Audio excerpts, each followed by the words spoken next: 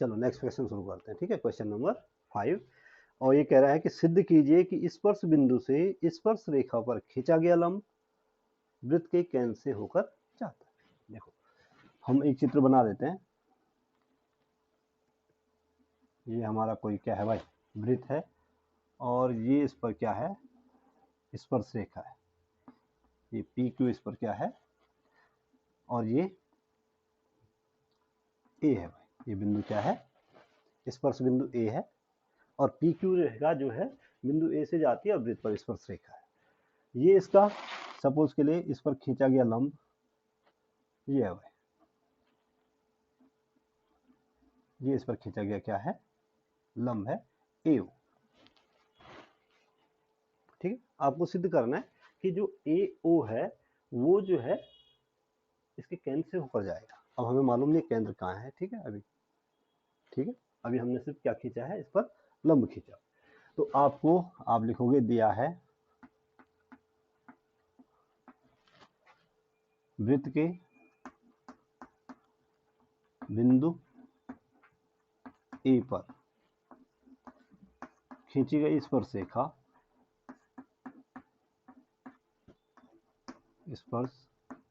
रेखा क्या है भाई, पी क्यू है, तथा ए ओ लंब है किस पर, पी क्यू पर। ए ओ किस पर लंब है। ठीक है, अब आपको सिद्ध करना है, आपको सिद्ध करना है कि ए ओ वृत्त के केंद्र। अब वृत्त का केंद्र सपोज के लिए हम यहाँ कहीं मान लेते हैं। ये सपोज के लिए वृत्त का केंद्र क्या है, ओ डैश। ठीक है, तो वृत्त के केंद्र ओ डैश से होकर जाता है, ओ डैश से होकर जाता है।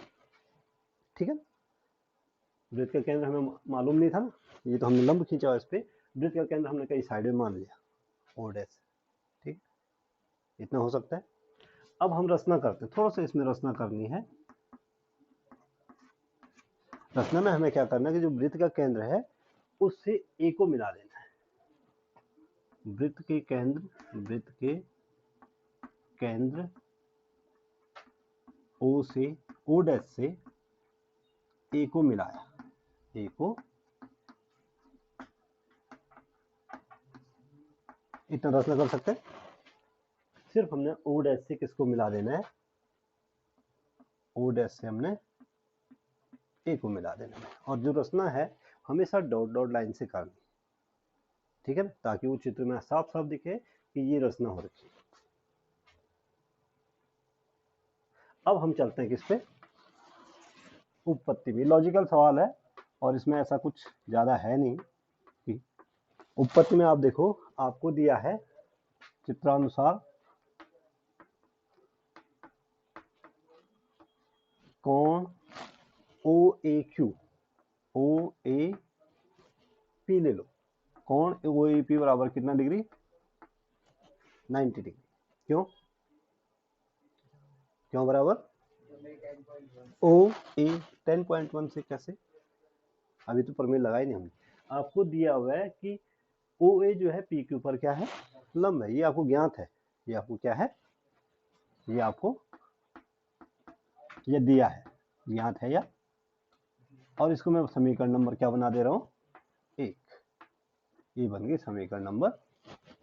ठीक है, और आप जानते हैं कि स्पर्श बिंदु से, आप जानते हैं स्पर्श बिंदु से जाने वाली त्रिज्या, जाने वाली त्रिज्या क्या होती है भाई, स्पर्श रेखा पर क्या होती है भाई,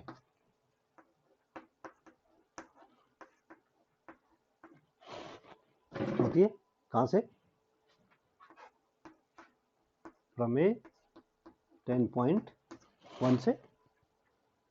प्रमेय 10.1 क्या है, किसी वृत्त के किसी स्पर्श बिंदु पर से जाने वाली त्रिज्या स्पर्श रेखा पर क्या होती है।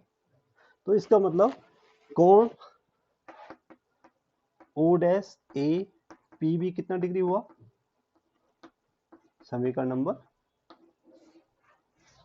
अब ये संभव है कि ये वाला पूरा कोण, ये पूरा कोण और ये पूरा कोण आपस में बराबर हो, ये संभव है क्योंकि आपको दिख रहा है कि ये वाला कोण छोटा है, ये वाला कोण क्या है, बड़ा है।